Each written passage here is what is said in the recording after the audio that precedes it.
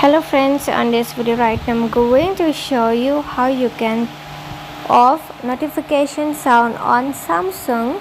So friends, before we start this video, do not forget to like and subscribe my channel. Okay, so let's start the video.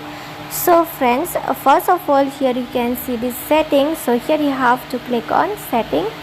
When you click on setting, from here you can see on the down is the sound and vibration.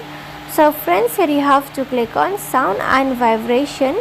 When you click on sound and vibration, friends, here in this option you can see notification sound. So here you have to click on notification sound. So from here you can set many of the notification sound, right? So but if you want to off this notification sound, then friends, the first option here you can see is still silent, this one.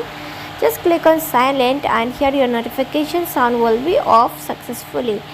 And friends, if you want to set notification sound from suppose you want to volume down your notification sound, okay, so how you can do, right? So here you can see here is the scale of the notification sound. So if you want to low, you can low, and if you want to high, you can high your notification sound. Okay friends, so this is how you can off and on your notification sound on Samsung phone. So friends, hope you love the video, and if you love it, do not forget to like and subscribe my channel. Friends, thanks for watching. Bye.